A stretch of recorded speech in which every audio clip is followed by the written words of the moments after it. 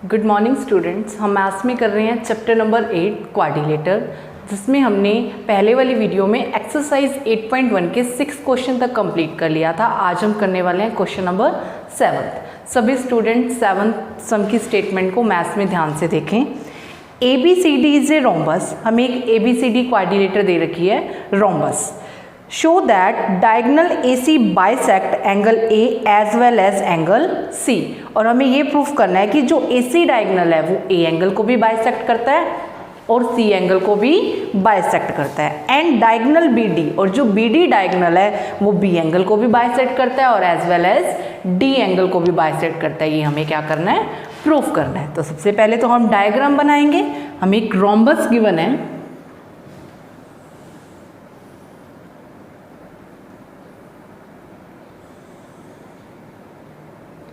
ABCD एक rhombus given है, तो गिवन लिखें।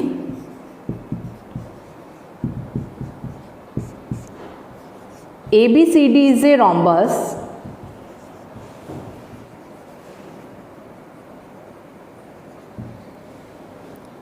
उसके बाद टू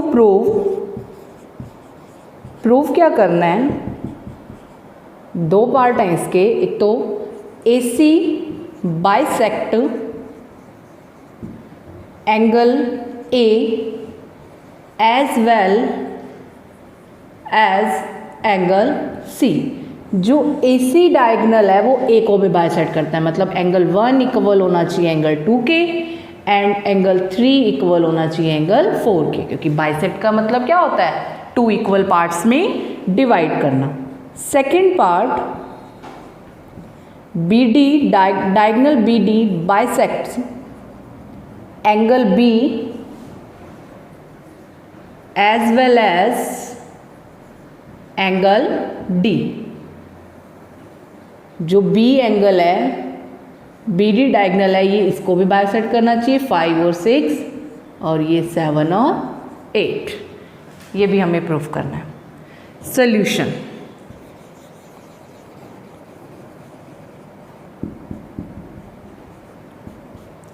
अब यहाँ पे देखो, पहले हम फर्स्ट वाला पार्ट करेंगे। हमें इतना गिवन है कि ABCD एक रोम्बस है। रोम्बस में क्या होता है, जिसकी चारों साइड्स इक्वल होती हैं। अब जो ये ट्रायंगल बन रही है ADC, इन ट्रायंगल ADC, इसमें हमें पता है जो AD है वो DC के इक्वल है। AD किसके इक्वल है, DC के, क्योंकि ABCD कंप्लीट रोम्बस है और रोम्बस की चारों साइड्स इक्वल होती है, तो AD किसके इक्वल होगा, DC के। तो AD अगर DC के इक्वल है, ये चीज़ हमें क्या दे रखी है, गिवन दी हुई है। जब किसी ट्रायंगल की दो अपोजिट साइड्स इक्वल होती हैं तो उनसे बनने वाले अपोजिट एंगल भी क्या होते हैं, इक्वल होते हैं। तो एंगल 1 किसके इक्वल होगा, एंगल 3 के। यहाँ पे क्या रिजल्ट लिखेंगे, because opposite sides are equal then opposite angles are equal। opposite angles are equal। ठीक है, ये हमारी इक्वेशन फर्स्ट। उसके बाद देखो, अब इसकी सारी साइड्स इक्वल हैं और साथ में पैरेलल भी, क्योंकि जो रोम्बस है वो पैरेललोग्राम भी हो सकती है। ठीक है, तो ADBC के पैरेलल होगा। तो यहाँ से जो ये अल्टरनेट इंटीरियर एंगल बन रहे हैं, जो 2 एंगल है वो 3 के इक्वल होगा। तो यहाँ पे हम लिख सकते हैं एंगल 2 इक्वल में एंगल 3।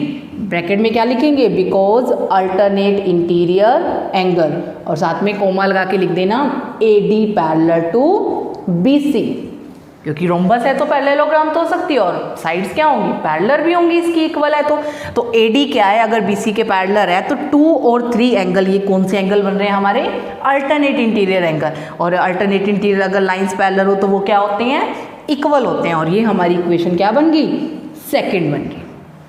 ठीक है, उसके बाद देखो, in triangle ABC, in triangle ABC, अब जो ABC ट्रायंगल है उसमें हमें पता है जो AB है वो किसके इक्वल होगा, BC के। क्यों इक्वल है, क्योंकि रोम्बस की चारों साइड्स इक्वल होती हैं। ये चीज़ हमें क्या दे रखी है, गिवन दे रखी है, और ये भी ABC ट्रायंगल की अपोजिट साइड बन रही है। और जब किसी ट्रायंगल की अपोजिट साइड्स इक्वल होती हैं तो उनसे बनने वाले अपोजिट एंगल्स भी क्या होते हैं, इक्वल होते हैं। तो हम यहाँ पे लिख सकते हैं एंगल 2 इक्वल में एंगल 4। क्यों इक्वल है ये, because opposite sides are equal then opposite angles are equal. ये इक्वेशन नंबर 3, यहाँ तक क्लियर हुआ। उसके बाद देखो, और जो ये 1 और 4 ये एंगल क्या है, alternate interior angle. Angle 1 equal में एंगल 4, ठीक है। तो यहाँ पे क्या लिख देंगे, अल्टरनेट इंटीरियर एंगल, और ये इक्वेशन नंबर 4। ये चीज़ हमें रिजल्ट मिला। अब यहाँ से एंगल 1 इक्वल है 3 के और यहाँ पे 2 इक्वल है 3 के, तो इन दोनों से फर्स्ट और सेकंड इक्वेशन से दोनों में 3 और 3 क्या दे रखे हैं, सेम दे रखे हैं। तो यहाँ पे हम लिख सकते हैं ना, एंगल यहाँ भी हमने 2 और 3 लिया और वहाँ पे 1 4 लिया, ठीक है। अब यहाँ देखो 1 इक्वल है 3 के और 2 इक्वल है 3 के, तो दोनों में 3 क्या है, सेम है, तो 1 और 2 क्या हो जाएंगे, इक्वल। तो फ्रॉम इक्वेशन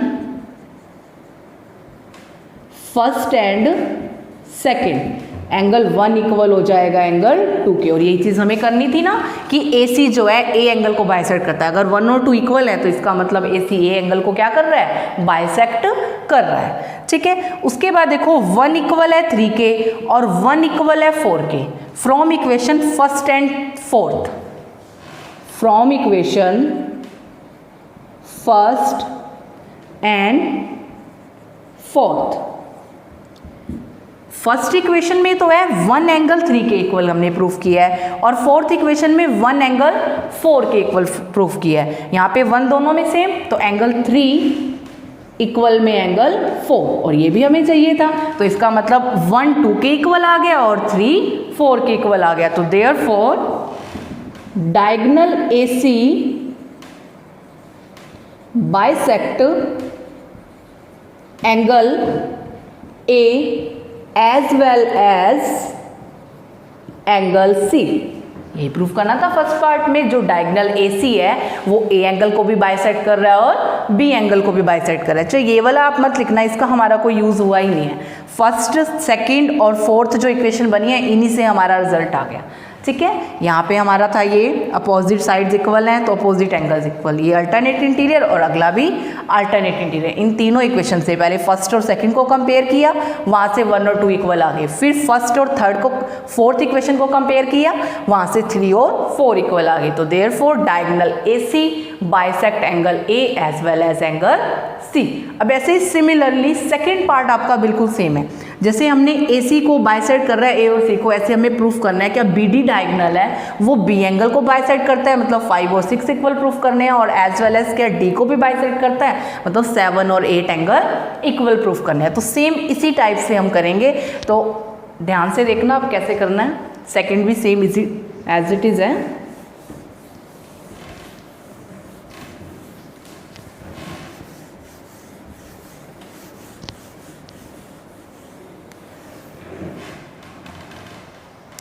सेकंड में देखो, अब ये वाला BD वाला डायगोनल है तो इससे जो ट्रायंगल बन रही है वो ट्रायंगल ले लो। इन ट्रायंगल ABD, ये ट्रायंगल बन रही है ना ABD, सेकंड पार्ट है। अब ये इसमें AB इक्वल में AD हमें पता है गिवन है, क्योंकि रोम्बस की चारों साइड्स आएंगे और वो गिवन दे रखी हैं, इक्वल होती हैं। क्वाड्रिलेटरल रोम्बस दे रखी है ना हमें, तो रोम्बस की चारों साइड इक्वल होती है, इसलिए AB किसके इक्वल होगा, AD के। और जो ये AB और AD है वो ट्रायंगल ABD की कौन सी साइड बन रही है, अपोजिट साइड बन रही है, तो इनसे बनने वाले अपोजिट एंगल्स भी क्या होंगे, इक्वल होंगे। तो यहाँ पे हम लिख सकते हैं एंगल 5 इक्वल में एंगल 7 ब्रैकेट में, because opposite sides are equal then opposite angles are equal. ये इक्वेशन नंबर वहाँ पे हमारा 4 तक हो गया था, ये आपकी 5th इक्वेशन, ठीक है। उसके बाद नेक्स्ट, अब ये आपकी रोम्बस है तो इसे पैरेललोग्राम भी बोल सकते हैं। तो 5 और 8 एंगल इक्वल होगा और 6 और 7 एंगल इक्वल होगा। तो यहाँ पे लिख सकते हैं एंगल 5 इक्वल में एंगल 8 ब्रैकेट में बिकॉज अल्टरनेट इंटीरियर एंगल, ये इक्वेशन नंबर 6। और साथ में एंगल 7 इक्वल में 6, जो एंगल 6 है वो किसके इक्वल है? एंगल 7 के। ये भी क्यों इक्वल है? बिकॉज अल्टरनेट इंटीरियर एंगल, और ये इक्वेशन नंबर 7। यहाँ तक समझ आया? अब देखो 5th और 6th को कंपेयर करो। 5th और 6th को कंपेयर करेंगे तो 5 दोनों में सेम है, 5 7 के इक्वल भी है, 5 8 के इक्वल भी है। तो इसका मतलब 7 और 8 आपस में क्या हो जाएंगे? इक्वल हो जाएंगे। तो यहाँ पे क्या लिखेंगे? From equation 5th and 6th, वहाँ पे दोनों में 5 सेम है इसलिए 7 और 8 भी क्या होंगे? इक्वल। तो एंगल 7 इक्वल में एंगल 8, और यही हमें करना था ना। तो बी डी डायगोनल डी को बाइसेक्ट कर रहा है। अब बी वाले को भी देखें कर रहा है। अब 5th और 7th को कंपेयर करो। 5th में है 5 और 7 इक्वल है और 7th में 6 और 7 इक्वल है। तो इसका मतलब 7 दोनों में सेम है। तो एंगल 5th किसके इक्वल हो जाएगा? एंगल 6 के। तो from equation 5th and 7th equation से कंपेयर करने से एंगल 5 किसके इक्वल आ गया? एंगल 6 के। तो अब हमने यही प्रूफ करना था कि 5th और 6th एंगल को इक्वल प्रूफ करना था और 7th और 8th एंगल को प्रूफ करना था। तो इन दोनों से क्या हमें मिला? Therefore diagonal BD bisect angle B as well as angle D। जो डायगोनल BD है वो B को भी बाइसेक्ट करता है और D को भी बाइसेक्ट करता है। ये था आपका क्वेश्चन नंबर 7। अब नेक्स्ट है आपका 8th क्वेश्चन।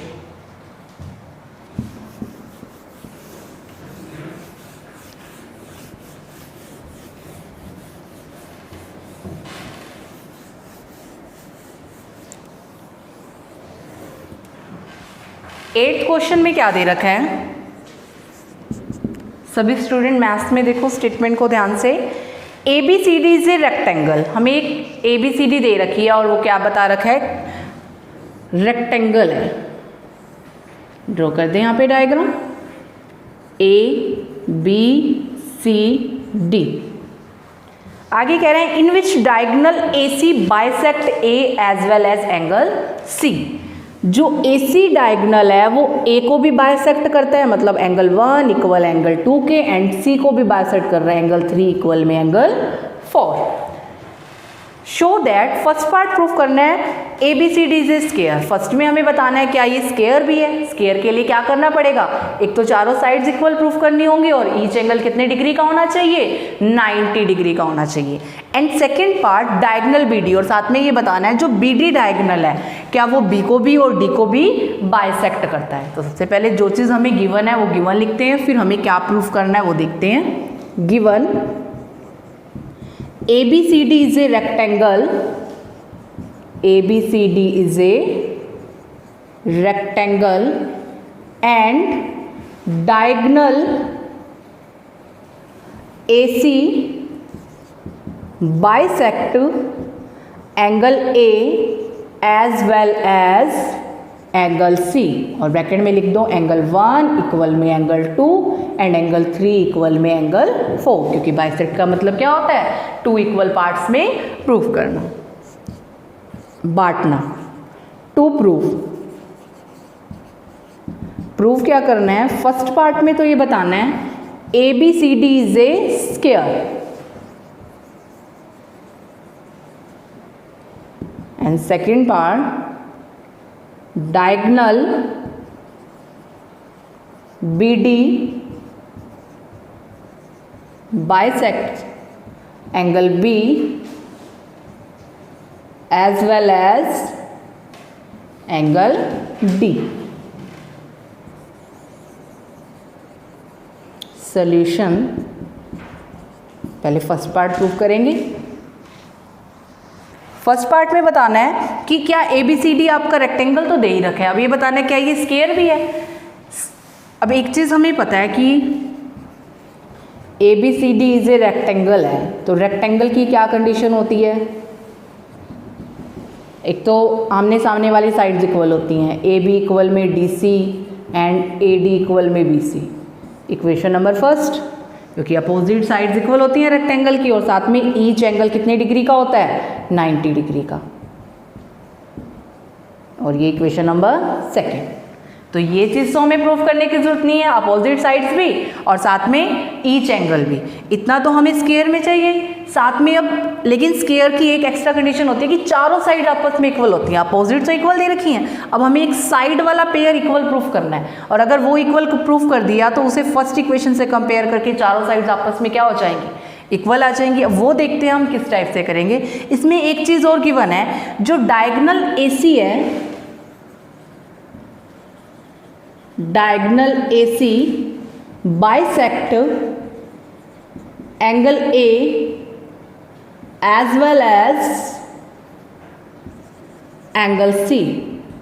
A को भी बाइसेक्ट कर रहा है और C को भी बाइसेक्ट कर रहा है, तो एंगल 1 इक्वल होगा एंगल 2 के एंड एंगल 3 इक्वल होगा एंगल 4 के। ये इक्वेशन थर्ड और ये इक्वेशन फोर्थ। इतना क्लियर हुआ।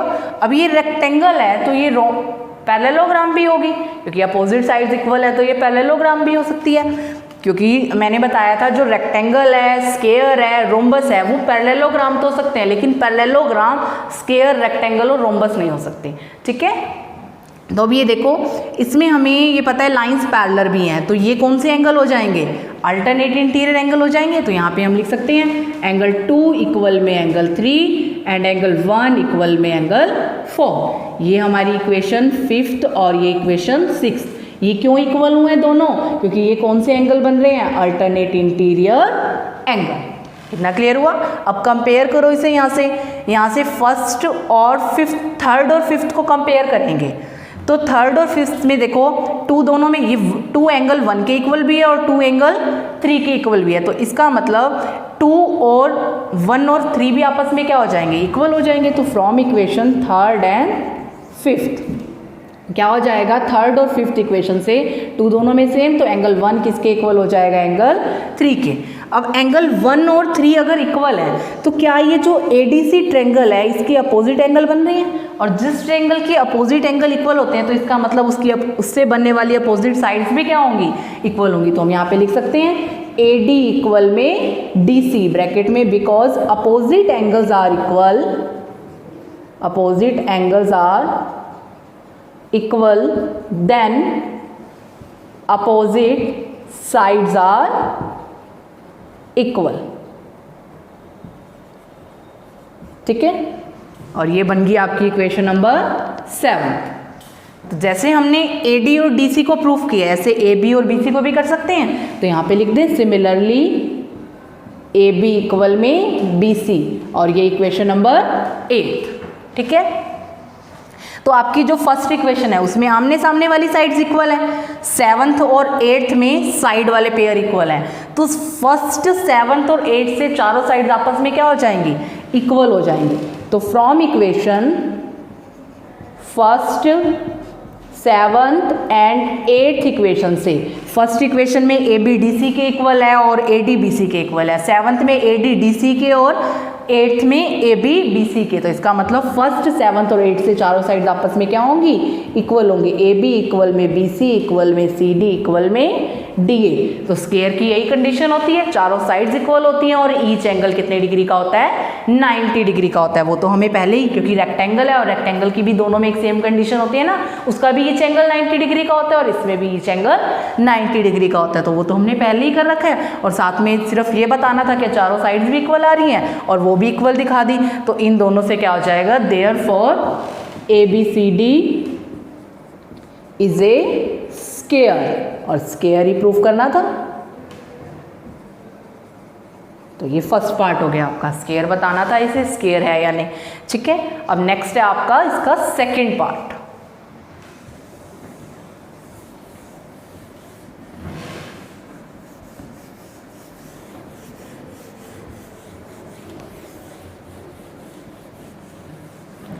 सेकेंड पार्ट में क्या दे रखा है, diagonal BD bisect B as well as D। हमें ये बताना है जो BD डायगोनल है क्या वो B को भी बाइसेक्ट करता है। इसे फिफ्थ और सिक्स्थ नाम दे दें और इसे 7th और 8th नाम दे देते हैं। ठीक है, क्या ये इक्वल है या नहीं। अब यहाँ पे देखो ध्यान से, हमें इतना पता है कि ये अब स्क्वायर है, स्क्वायर की चारों साइड इक्वल हम प्रूफ करके आए हैं।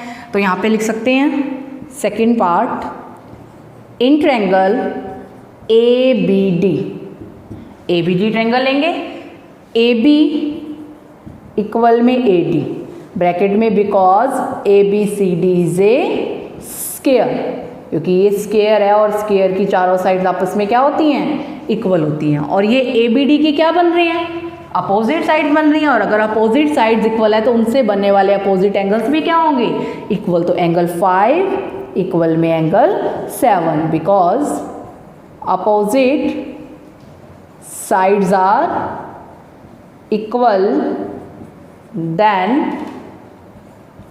opposite angles are equal। ठीक है, और ये आपकी इक्वेशन सेकंड पार्ट के अकॉर्डिंग फर्स्ट इक्वेशन ले लो। ठीक है, और साथ में ये पैरेललोग्राम भी बनेगी, क्योंकि स्क्वायर है तो उसे पैरेललोग्राम बोल सकते हैं ना, क्योंकि पैरेलल लाइंस भी होती हैं, अपोजिट साइड्स इक्वल हैं। तो एंगल 5 इक्वल में एंगल 8 और एंगल 7 इक्वल में एंगल 6। ये दोनों क्यों इक्वल है, कौन से एंगल बन रहे हैं, अल्टरनेट इंटीरियर एंगल। और ये इक्वेशन सेकंड और ये इक्वेशन कौन सी बन गई, थर्ड बन गई। 5 और 8 इक्वल हो जाएंगे और 7 और 6 इक्वल होंगे। अब कंपेयर करें फर्स्ट, सेकंड और थर्ड इक्वेशन में। पहले फर्स्ट और सेकंड को कंपेयर करते हैं। फर्स्ट और सेकंड इक्वेशन को कंपेयर करेंगे तो 5 7 के इक्वल भी है और 5 8 के इक्वल भी है। तो 7 और 8 एंगल भी आपस में क्या होंगे, इक्वल होंगे। तो यहाँ पे लिख सकते हैं from equation first and second angle 7 equal में एंगल 8। फिर कंपेयर करेंगे from equation first and third. अब फर्स्ट और थर्ड इक्वेशन देखो, फर्स्ट इक्वेशन में 5th एंगल 7th एंगल के इक्वल है और थर्ड में 7 6 के इक्वल है। तो यहाँ पे 7 5th के और 7 6 के, तो 5th और 6th एंगल भी आपस में क्या हो जाएंगे, इक्वल हो जाएंगे। और हमें यही प्रूफ करके दिखाना था कि 5 और 6 इक्वल करना था, 7 और 8, क्योंकि ये बाइसेक्ट कर रहे हैं तो इसका मतलब एंगल इक्वल होंगे। अब अगर एंगल इक्वल हैं तो that means therefore diagonal BD bisect angle B as well as angle D। और सेकंड पार्ट में हमें यही प्रूफ करना था कि इसके डायगोनल्स क्या है, जो BD डायगोनल है। AC तो पहले से दे रखा था, A और C को बाइसेक्ट करता है। सेकंड फर्स्ट पार्ट में बोला स्क्वायर करने के लिए, वहाँ पे हमने चारों साइड्स इक्वल दिखाई, 90 के पहले थे क्योंकि रेक्टेंगल गिवन था। सेकंड पार्ट में बोल रहा था BD डायगोनल, जो डायगोनल BD है वो B को और D को बाइसेक्ट करता है। बाइसेक्ट का मतलब जहाँ जिस एंगल जिस चीज़ को बाइसेक्ट कर रहा है वो इक्वल पार्ट्स में डिवाइड होना चाहिए। तो हमने वही किया, 5 और 6 को इक्वल प्रूफ किया और 7 और 8 को इक्वल प्रूफ किया। ये था आपका क्वेश्चन नंबर 8। अब नेक्स्ट है आपका 9th question.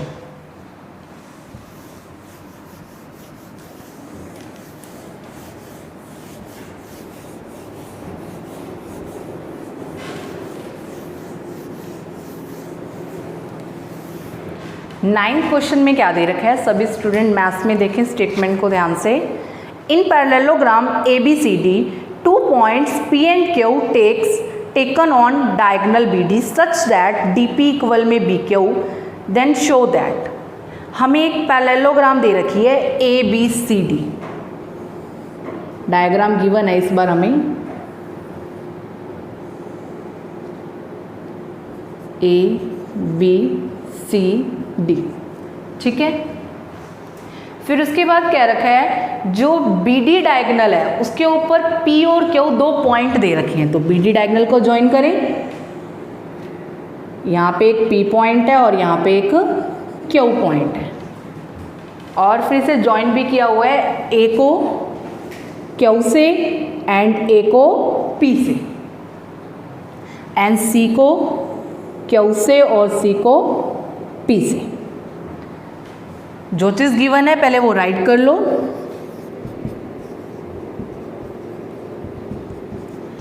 ABCD is a parallelogram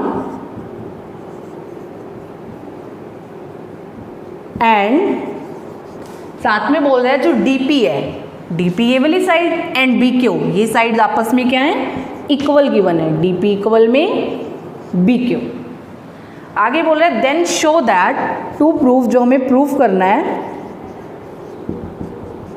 first part है triangle A P D congruent करना है ट्रायंगल सी क्यू बी के, and second part A P equal में C Q, third part triangle A Q B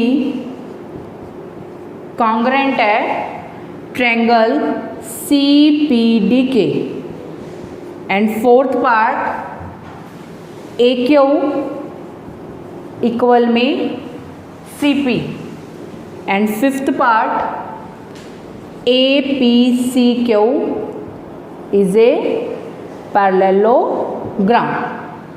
ठीक है, solution काफ़ी सारे parts दे रखे हैं इसके। अभी देखो फर्स्ट पार्ट क्या है, जो ए पी डी है उसे हमें कॉन्ग्रेंट करना है उस ट्रायंगल को सी क्यू बी ट्रायंगल के। अब डायग्राम में देखो ए पी डी कौन सी ट्रायंगल है, ए पी डी ये ट्रायंगल है, इसे हमें कॉन्ग्रेंट प्रूफ करना है सी क्यू बी के, और सी क्यू बी ये वाली ट्रायंगल है। तो जिन ट्रायंगल को कॉन्ग्रेंट करना हो उन ट्रायंगल को पहले हम लेके चलते हैं। इन triangle A P D and triangle C Q B. एक चीज़ देखो, ये जो A B C D triangle है क्वाड्रिलेटर है, ये हमें पैरेललोग्राम गिवन है। अगर ये पैरेललोग्राम है तो ये एंगल 1 इक्वल होगा एंगल 2 के, बी डी पूरी क्वाड्रिलेटर का डायगोनल है ना पैरेललोग्राम का, तो और ये एंगल 3 इक्वल में एंगल 4। अब जो 1 और 2 एंगल है, 1 एंगल 2 एंगल बन रहा है ए पी डी का, और 1 एंगल बन रहा है बी क्यू बी का, बी क्यू सी का। तो यहाँ पे हम लिख सकते हैं एंगल 2 इक्वल में एंगल 1। कौन से एंगल हैं, बिकॉज अल्टरनेट इंटीरियर एंगल। ठीक है, और साथ में ए डी इक्वल में बी सी। ए डी और बी सी क्यों इक्वल है, ये इस ट्रायंगल की साइड्स भी हैं जो हमें ट्रायंगल कॉन्ग्रेंट करनी है, और साथ में ये पूरी जो पैरेललोग्राम दे रखी है उसकी अपोजिट साइड्स भी हैं। तो ब्रैकेट में लिखेंगे because opposite sides of parallelogram, क्योंकि पैरेललोग्राम की अपोजिट साइड्स क्या होती हैं, इक्वल होती हैं। और साथ में जो डीपी है वो बी क्यू के इक्वल है, और डीपी ए पी डी की साइड है, और B Q C Q B की साइड है। तो यहाँ पे लिख सकते हैं डीपी इक्वल में बी क्यू, ब्रैकेट में गिवन। हमने 2 साइड इक्वल दिखाई हैं और एक एंगल इक्वल दिखाया है। तो triangle A P D congruent होगा ट्रायंगल सी क्यू बी के, कौन से रूल से, बाय साइड एंगल साइड से। ये था आपका फर्स्ट पार्ट। फर्स्ट पार्ट में दोनों ट्रायंगल को कॉन्ग्रेंट करना था। नेक्स्ट है सेकंड पार्ट। सेकंड में कह रहा है ए पी इक्वल होना चाहिए सी क्यू के।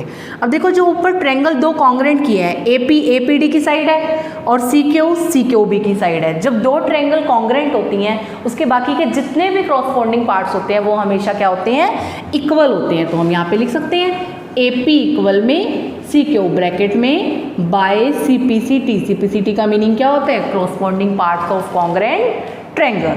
अब नेक्स्ट है आपका थर्ड पार्ट। थर्ड पार्ट में कौन सी ट्रायंगल कॉन्ग्रेंट करनी है, A Q B. A Q B ये वाली ट्रायंगल है, ठीक है, एंड सी पी डी, और सी पी डी ये वाली ट्रायंगल दे रखी है। इन दोनों ट्रायंगल को हमें क्या करना है, कॉन्ग्रेंट प्रूफ करना है। तो जिन ट्रायंगल को कॉन्ग्रेंट करना होता है पहले वो ट्रायंगल लेके चलते हैं। इन ट्रायंगल एक तो ट्रायंगल करनी है A Q B and C triangle C P D. अब इसमें भी देखो ए बी जो है सी डी के इक्वल, ए बी इक्वल में सी डी। क्यों इक्वल है, ये इस ट्रायंगल की साइड्स के साथ साथ A B C D parallelogram की भी साइड है, because opposite sides of parallelogram A B C D. ठीक है, और साथ में 3 और 4 एंगल, ये अल्टरनेट इंटीरियर एंगल बन रहे हैं और वो इन दोनों ट्रायंगल के भी एंगल हैं। तो एंगल 3 इक्वल में angle 4, because alternate interior angle. और आगे देखो बी क्यू इक्वल में डी पी।